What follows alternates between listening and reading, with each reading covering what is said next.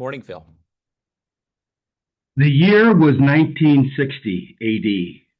In China, a few people got together in an empty field and hit a small round object with a stick into a hole. They called it Chu Wan, which means hit ball. No plush fairways, elevated tee boxes, or even island greens. It seems like it's in our nature to hit a round object with a stick in a hole with a ball. Over 1,000 years later, here we are, still hitting a round object with a stick into a hole, and now a screen. But what's exciting is that we can now, from the comfort of our living rooms, play golf courses around the world. Wow, we've come a long way. Hello, everyone. Welcome to the very first World Indoor Golf Forum. Thank you so much for joining us. We are honored. We have over 200 people registered for this forum, and they'll all be coming in as we speak around the world. And with us, hopefully, thousands more will see it because it will be recorded, and we will be loading it into YouTube. We are the Indoor Golf Alliance, the association for the indoor golf industry. Our mission is simple: to unite the indoor golf industry for a stronger future. We will do this through education, information, communications, networking. And this is the first of many forums, webinars, seminars, and educational sessions to come. We are excited to bring them to you. Today's special, it's the very first one, and we have a lot of information that we want to share with you. But we want to make it clear who we actually serve. We are business to business. So we are excited to help other businesses either start a business or getting into the business. We're not for golfers yet, but we serve indoor golf facilities, golf courses with or without indoor facilities, all suppliers and vendors, entrepreneurs, individuals considering getting into the business, golf media, golf instructors, installers, job seekers, bars, restaurants, and so much more. Now, today, we're going to cover a lot. We're going to get into what are some of the simulator uses and maybe give you a few new ideas. We're going to talk about the history of our industry, how we got here, the status of the industry today, and a little look at the future and where it's going. You know, we did a survey earlier, and we got a lot of your questions and answers, and we're going to share those results with you today. And then several of you have asked questions, which we're going to answer. And we're going to talk just a little bit about who we are and what we've got planned for the future. And we also want to show you how you can get involved. So some of this information may be basic for you, but some of you are new. And the goal here is if you can just walk away with one great idea, it's well worth our time. We have a lot of people on this call registered for the call, and we're excited that you all could join us. So just give you a little idea, a few of the companies that are with us today. A lot of indoor facilities from Golf Tech, X-Golf, Back Nine, and so many others. We have associations such as the PGA of America, Golf Canada, Carolina Golf. We have golf courses from Century, Arnold Palmer, Greenbrier Country Club. We have instructor organizations from Wisdom Golf to Pels Golf. We have a lot of media on the line from Versante Media, 19th Hole Podcast, Golf Magazine. We have restaurants such as the Turn Club and so much more. We have some software companies, Even Play, Players First, D3 Sports, Golf 918.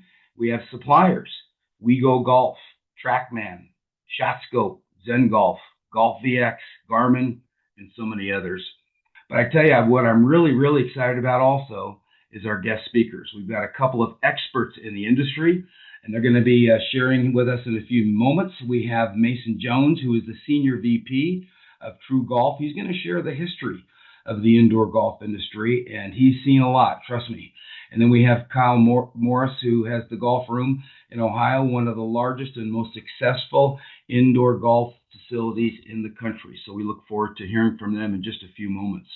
So first I want to talk about what are some of the uses? I know most of you know the uses, but for some of you, again, who are new, what do we see the typical uses for indoor golf and simulators? Well, obviously, one of the top ones is instructional for golf lessons. We see a lot of entertainment We see for restaurants and bars and family activities. We see obviously practice where you can just go and hit some balls. Many facilities are focusing on fitness and how do you work out and how do you get better and better in shape. And then, of course, a lot of competition leagues and tournaments. We've seen them in a lot of facilities. We've seen a lot of locations popping up. So maybe these might give you a few ideas. Residential, of course, many homes are having simulators. We've got sports bars and restaurants, condo complexes, hotels, resorts, rec centers, club fitters, special events are renting them, college sports, indoor golf centers, entertainment centers, golf and country clubs, corporate offices, instructional facilities, waiting rooms, trade shows. And I bring these up for a couple of reasons. One, you may be thinking about expansion. You may think, okay, Phil, we've got a one for instructional, but maybe we want to get into entertainment. And for you simulator companies here, there's a whole lot of places that you can get your simulators out into the market. So just a quick little view of who are the top simulator companies in the country today. And this is not limited to, these are just seems to be the top ones and the top sellers right now. You obviously have TrackMan, Full Swing, Unicur, About Golf, Flight Scope, Top Tracer, Zen Golf, Foresight Sports, Golf Zone, SkyTrack, Golf VX, True Golf, Garmin, and Zen. We've got a lot of them popping up, but these are the main ones right now. And then if we take a look at the facilities around the country, the top ones, Back Nine is in the lead. They're selling 30 new franchises a month. They're over 340 right now. Golf Tech has been around probably one of the longest with almost 200. X Golf is climbing the ladder with 118. Golf Galaxy has 106. Top Golf has 80. PGA Superstores have 71. 5-Iron has 45. And keep in mind, there are hundreds of independents out there. But these numbers are probably even old because it's growing fast every day. And we see it happening. We'll try to keep you abreast of that. So we have come a long way. And I'm very excited to open up the floor to our first guest who has seen it all. His dad basically started this 43 years ago. And Mason, if you can hear me, we're excited to have you. And Leslie can highlight you on the screen. And I'd love for you to share a little bit about the history of indoor golf and true golf and where it all came from. Are you with us?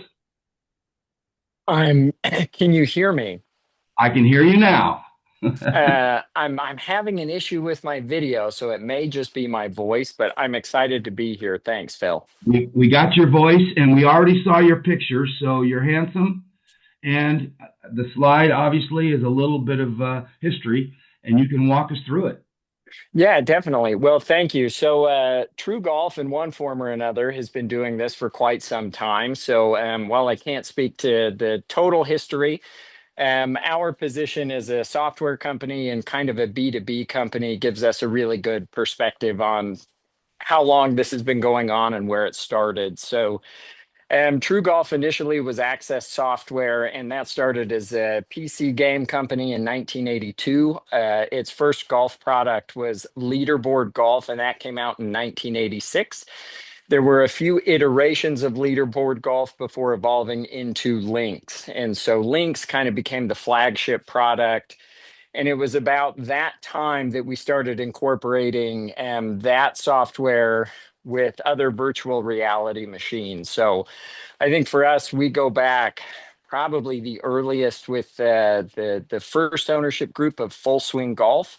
And so that's when we really started pairing up our software with at least some actually hit a ball, use a club, and play golf using that 3D golf software. At that same time, we were releasing PC golf titles under Lynx and Microsoft Golf.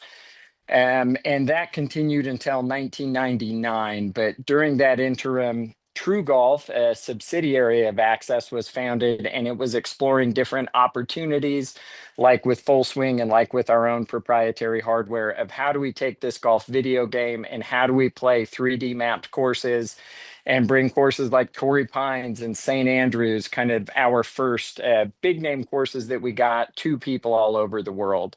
So, following Access's software acquisition to Microsoft in 1999, TrueGolf started pursuing um, golf simulation in totality. So, from there, we released a number of simulation software products under the Lynx LS title.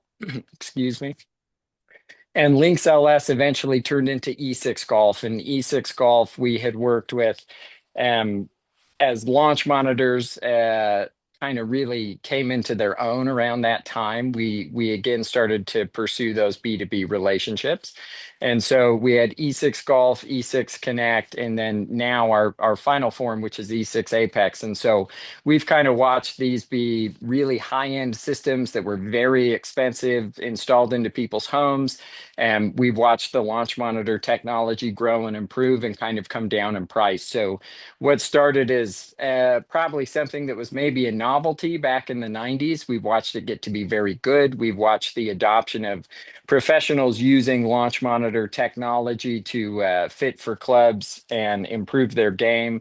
And now it's kind of standard practice to use that technology to benchmark your success. And then obviously now with TGL and everything, we've kind of seen where the industry is headed, right? So that's True Golf's perspective and kind of where we came from, and it goes all the way back to really 1986. That is huge, and that really clarifies it for a lot of us. Mason, I really appreciate that. Can you give us just a little insight of maybe a couple things you might see coming down the pike and in the future?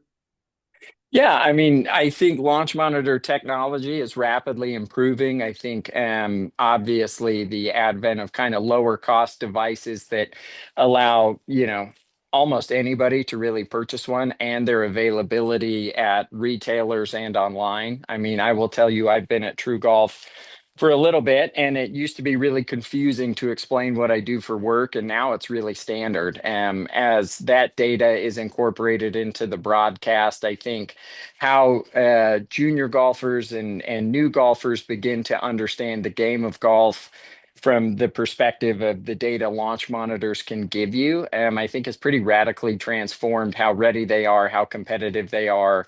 And so I think we're going to see, eventually it's going to be difficult to learn the game of golf without one of these launch monitors. As computer technology gets better, the things we can do with simulation engines and the availability of it. So, our E6 Connect product was available on PC and iOS. So that meant if you had a radar device that you wanted to take outdoors to the range, um, I mean, you could, in theory, play any of our three-dimensional courses with just your iPhone, right? So there's kind of a lot of technological, interesting things happening that are opening up availability. One, obviously, the hardware is getting better and more affordable for people. But just computing power, whether it's your phone, whether it's an iPhone, Android, or just what NVIDIA and its team is doing to make possible. Obviously, I think this is going to become more commonplace, more standard, and I think it's opening up what people can do with their golf game and how quickly they can get good at the game of golf. And so, obviously, I think remote coaching, AI coaching, the ability to use some of those high level computing technologies that are kind of all the rage right now to better understand your game, both from a swing perspective and from a data analytics perspective. I mean, there was a lot of talk at the Ryder Cup about how the European team just had better analysis and better data. So, kind of the marriage of great software, accurate hardware, and then what we can do with computers to learn more about the game of golf. I mean, I think we're definitely reaching Moneyball in golf, and it's going to be available for everyone. And that's very exciting. Very exciting, and we've come a long way. And with technology is growing as fast as it does, great things are coming. So, Mason, we're going to hopefully have you back, and we'll be able to talk about True Golf maybe a little bit more in depth. But this was very helpful. I appreciate you being here, and we look forward to chatting and work together more in the future. Appreciate it. Thank you. All right, buddy. Thank you. Okay, so we did a quick little survey and research of where we are at today. That's kind of where we came from, as Mason shared a little bit about where we're going. But currently, here are some of the stats. We won't get into all of them today. We'll go in depth in the future webinar. But right now, indoor golf is about almost a $2 billion industry around the world. In the United States, it's hitting $1 billion. And again, these numbers are growing every day. We found about 2,700 commercial indoor facilities. We estimate about 2,000 golf courses out of the 15,000 have some type of indoor facility, whether it's a simulator or closed driving range. Over 6 million individuals played indoor golf last year. We won't call them golfers. We'll just call them individuals, but hopefully they become golfers. The average rate per bay currently is $45 per hour, and the average amount of money spent on food and beverage is about $40 an hour. Now, I know it's higher in some markets, it's lower in some others, but that'll just give you a little idea. But now I'm very excited to give us a perspective on the future and where we're going from here. Someone who has been very, very successful in this industry, took a small investment and now has one of the biggest, best indoor facilities in the country. And he's killing it. And he's got a whole program on how you can improve your facility and revenue. And he's going to hear just to share a little bit about us. Again, we'll have him back to do a lot more with us. But Kyle, are you with me? Are you ready to share a little bit about what you're doing and how you're doing it? I'm here, Mr. Phil. How are you doing today, buddy? I'm good, buddy. Thank you so much for joining us. Absolutely. I don't know. I would like to share screen. Is that possible? Or if not, I can kind of talk through a little bit of it. But I don't know if I can do At that this as a point, we probably would screw it cool. up, but definitely we can It's go all into right. detail, Get Kyle, it. and in the future, I promise. Awesome. There's a lot of buttons to kind of push or to push. So, hello everyone. Nice to meet you. My name is Kyle Morris. I own the golf room. This is like the cool blue screen behind me of the golf room, a piece of it. So it is, a little bit of just to tell you guys a little bit of my backstory. I played professional golf for almost a decade, kind of traveled all over the world. I had five of the top coaches in the world.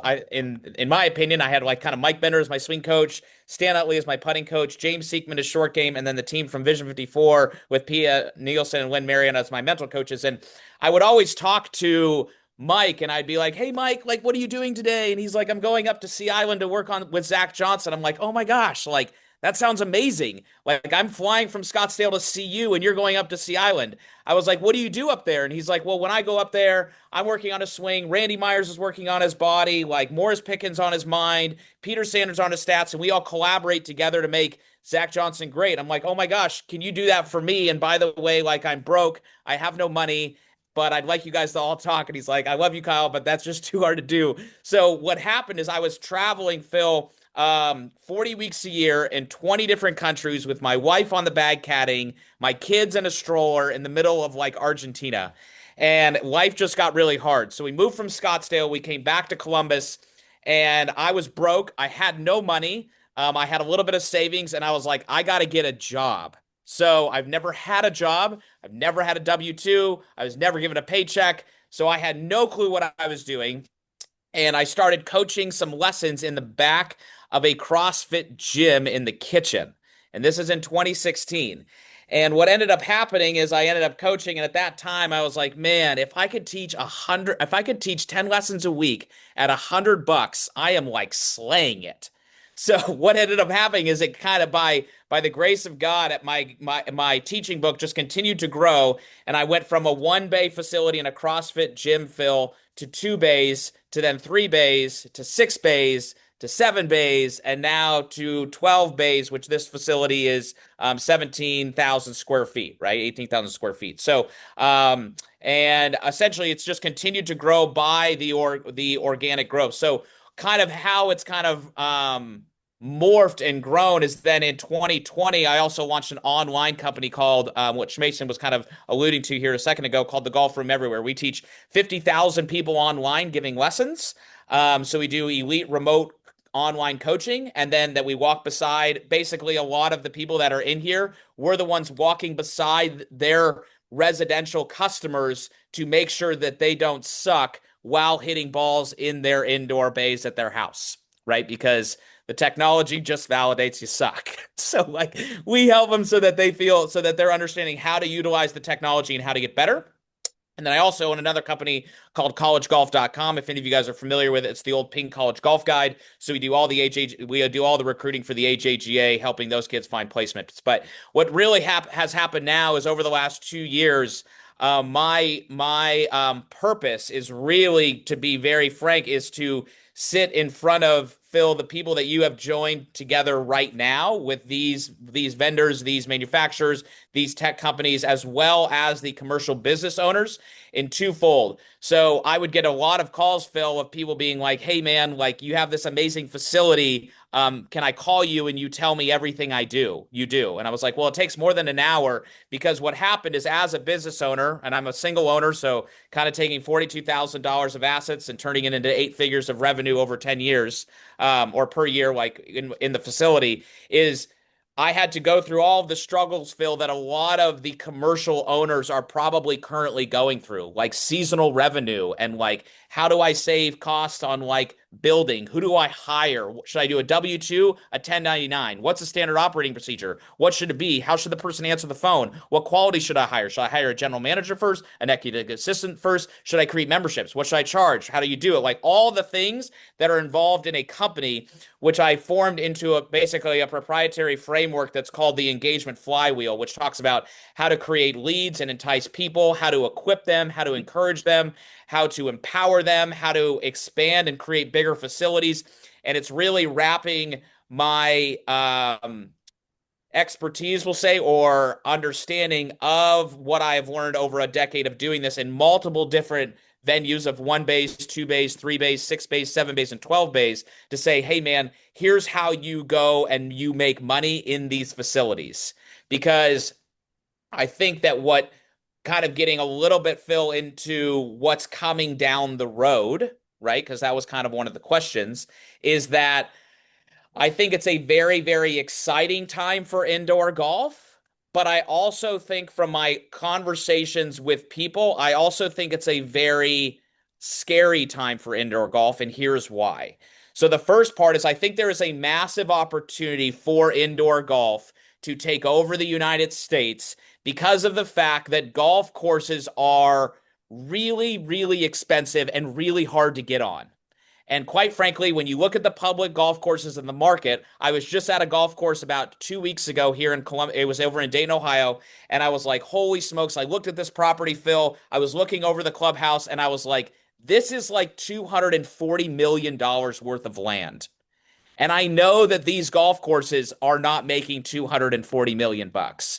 So the fact of the matter is that land developers are going to come to these golf courses and they're going to be like, how's $16 million sound? And the owners are going to go, it sounds great. Where do I sign? So what happens, but the demand of golf and the golfers is not suppressing, right? It's staying tight. So those people are going to need to go somewhere to play golf and to practice and hit balls. There's like in Columbus, which is a massive city and it's a massive golf town, Phil, there is only a handful, like one or two, three public ranges that you can hit balls at. So like if you want to hit balls, you're going like right there, right?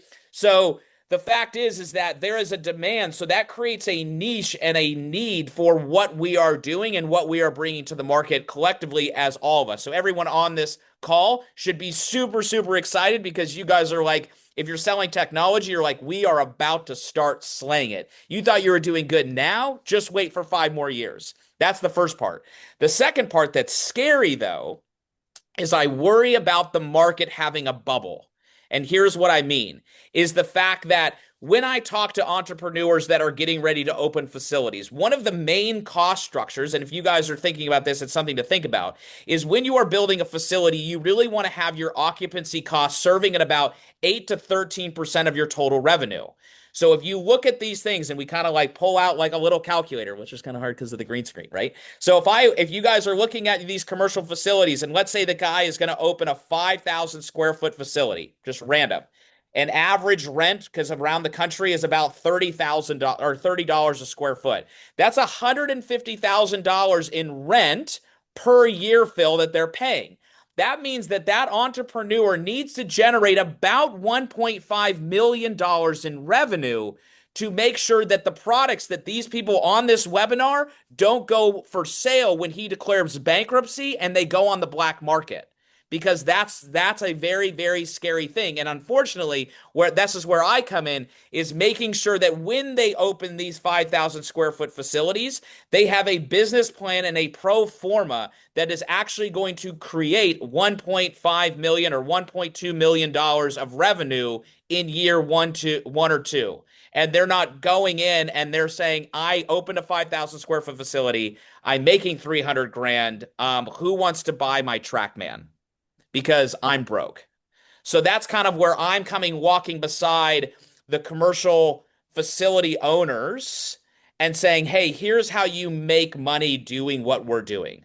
And that's what I'm doing mostly now is this business consulting. And I have people fly into Columbus every week, do a ton of different webinars, write a ton of different publications and stuff. But that's really where my heart is now, is empowering, encouraging, and equipping these commercial owners to basically build these great facilities so that they can then go empower, encourage their flock. So I'm kind of fulfilling my mission of doing it through kind of serving the owners who then serve their flock. So that's me. Here I am.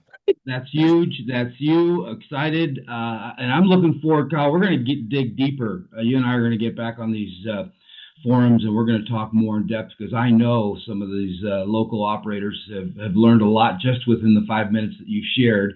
You've also shared a little bit about the future and what that looks like. Is there anything before you wrap up that you want to, a little nugget on what the future looks like? You already gave us something great.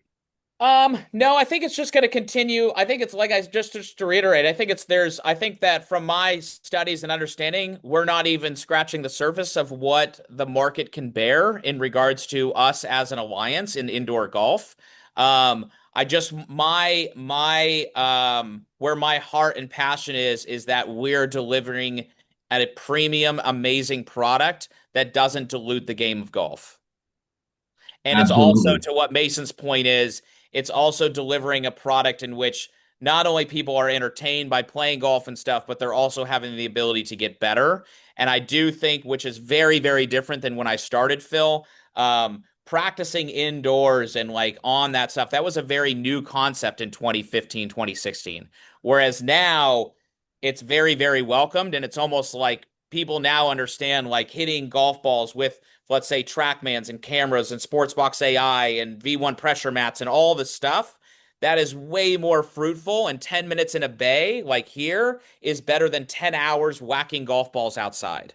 So I do think that we're going to have a substantial impact on the passion level of golf. And therefore, also the golf courses will win because when players are better, they want to play more. No, it sucks to suck. No one who is a 15 handicap and goes out and shoots 94 is like, I think I'm ready to play golf tomorrow. They're like, no, I think I'm going to do my honey-do list and mulch the yard. Whereas if we have the 15 handicap and we can make them better through all of these different technologies that we're bringing, and they shoot 78, they're going to their wives or their spouses the next day and they're like, please, please let me play. Right. So I think it's going to be a full circle and like almost like a flywheel in that sense that we can help sharpen one another. And not only the indoor golf facility can actually help the outdoor green grass facilities as well. And they can actually work in conjunction and in marriage with each other. Perfect. Huge. Hey, I'm excited about what you're doing, where you're going, and I'm look forward to you and I getting reconnected and doing another one of these soon. We're going to go in more depth for a lot of these local operators. So stay Sounds tuned, good. gang, and thank you so much, buddy. Thanks, Phil. All right. So we've heard from two experts in the industry, gang, and what I'm hearing is just a few ideas of what's going to happen in the future. Obviously, technology is going to keep on growing. There's so much better technology coming. We see some new software programs. I can see world leagues, world competitions, some other fun uses, maybe seminars, actual physical seminars on your screens in the downtime. Someone told me the other day they're talking to movie theaters because a lot of those are empty, and they may be filling those with indoor driving ranges. Warehouses are empty, so driving ranges indoors there, and then definitely multi-sports is coming down the road. So the future's bright. I think Kyle gave us some great vision on what's going to happen. So buckle your seatbelt and hang in there. So All right, so we did a survey, gang, and we asked you a lot of questions. And I want to share with you some of the results. These are from your peers from around the country. And we asked the first question, which is, what are the biggest challenges that you have? And here are just some of the few. You may be able to identify with these. You may have some of your own. And obviously, seasons is how do you deal with the bad seasons?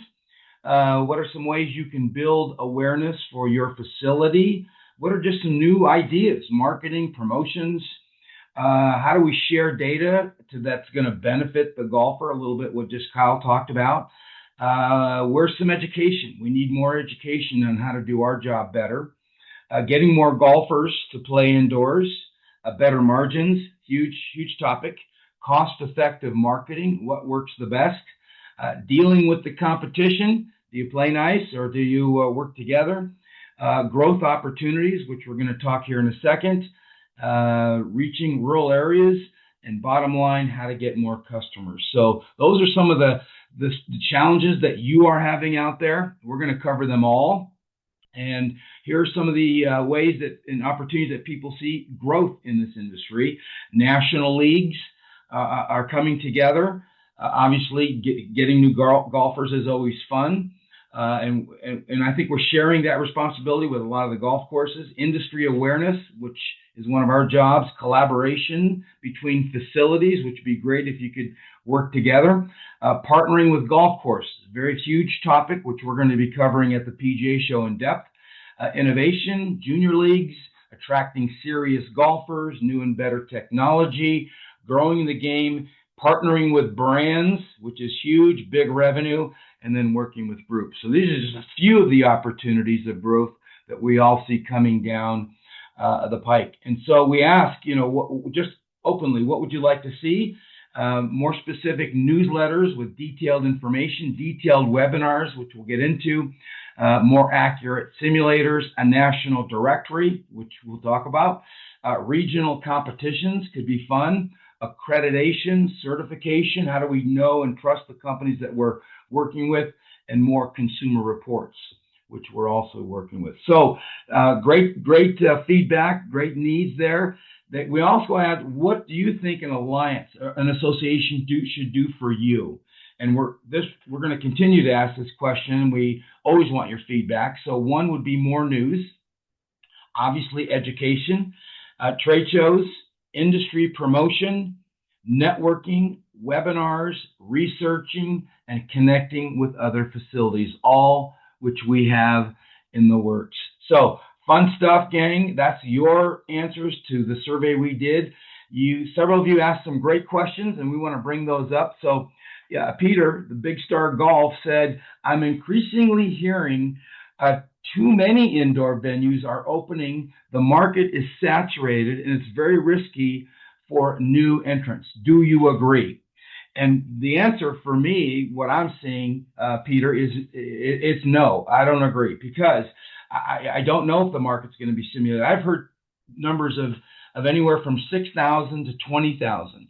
But I think if we keep in mind not only multi-use facilities, expanding rural areas, partnering with office buildings and movie theaters, the potential is endless. And so you got to be thinking outside the box, and it's not just one simulator facility, but what can you do with that, and what other services can you offer? So that's a great question, and one that's popping up a lot. I've heard it several times.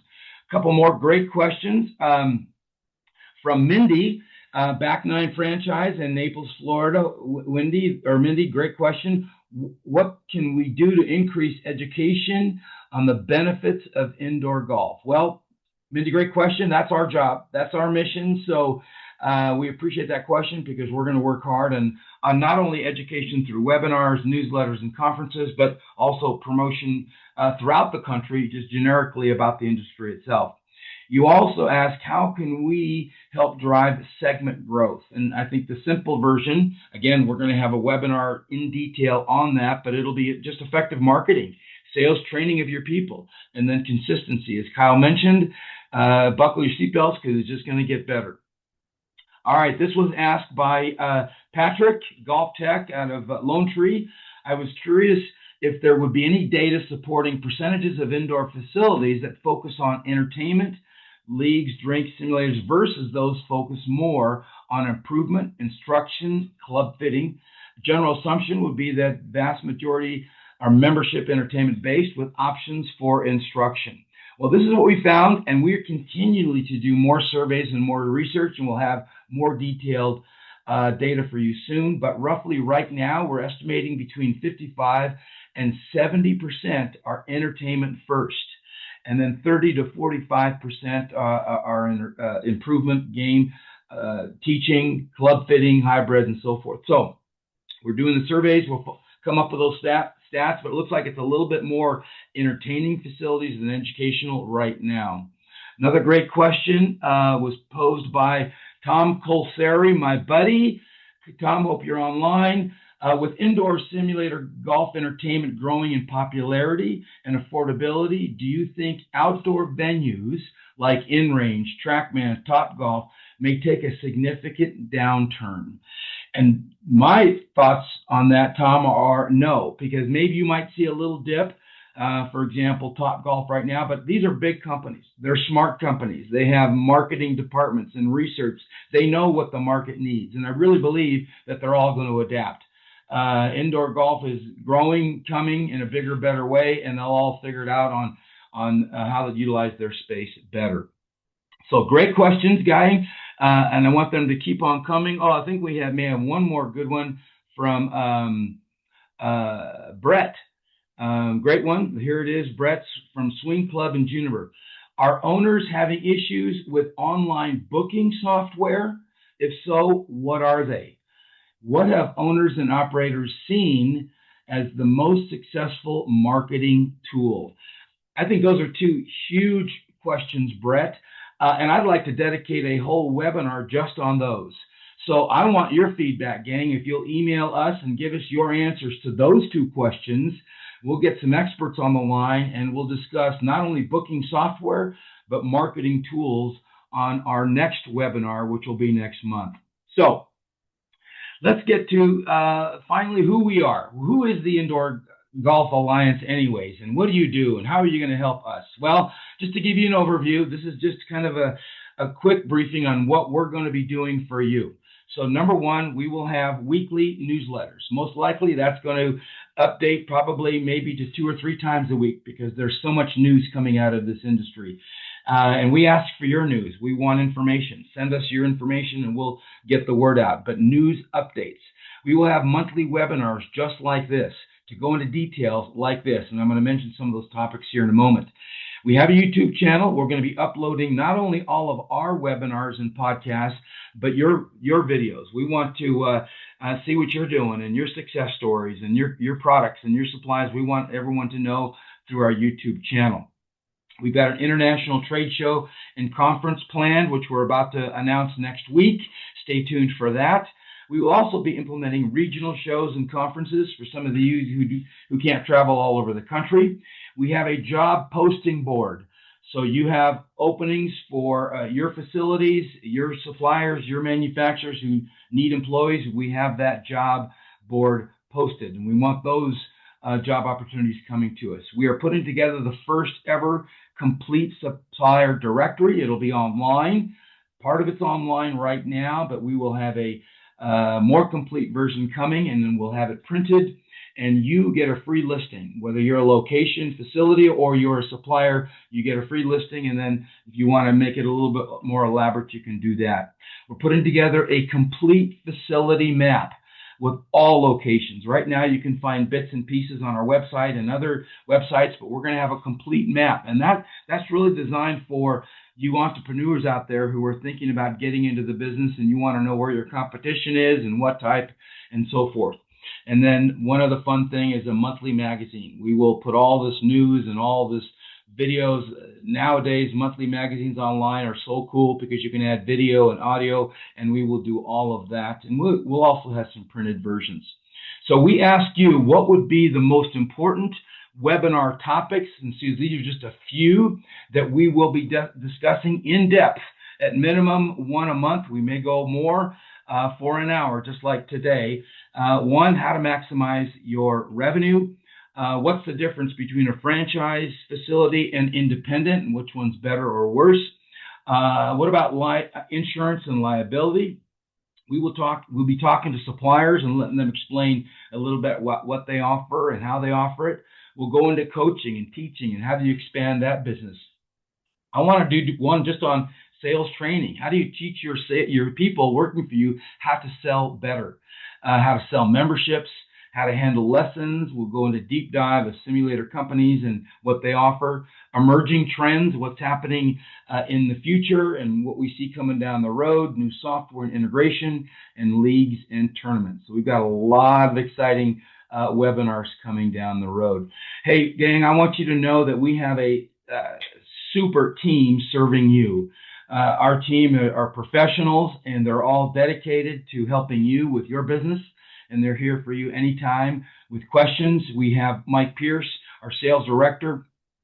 He's had years experience in the technology business, and now he brings his expertise to us. So he'll be working with a lot of you suppliers and facilities. And if you need more exposure for your properties and your facilities and your products, we have Leslie Divitz, who's been with Club Corp, done their marketing for years. She understands marketing. She's going to be handling our newsletters and blast emails. And we have Bob Divitz, who also was an executive at Club Corp, now called Invited. He has his own marketing agency, but he lends us some of his time to help us with some of our social media and some of our marketing needs. I want you to know that we didn't put this together by accident. This didn't just happen and come together. We have gained advice from a lot of you and others throughout the industry. This is just a few of our advisors, a few folks who have given us in-depth information on what we should do, what we should offer, how we go about it.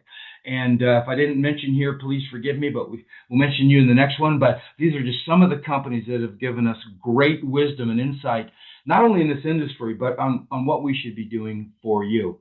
So now a lot of you are saying, okay, Phil, great. Now, how do we get involved? What should we do to support you? Well, first of all, know that you are all a free member. If you're getting these emails, if you're on this webinar forum, you are already a free member. What does that mean? That means you're going to get our weekly newsletters. That's going to be our also any news updates that are coming out. This is all offered to you for free. All of our webinars and podcasts will be at no charge.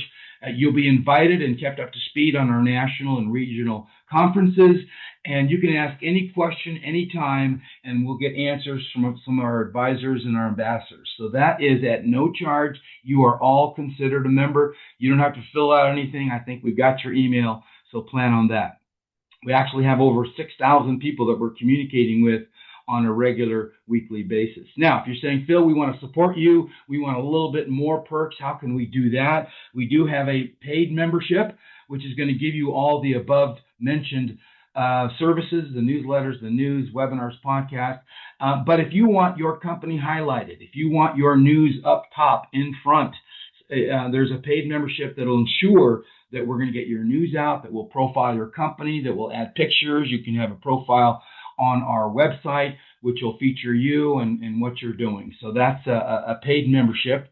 If you're a supplier, if you are a company that is looking for customers, whether that's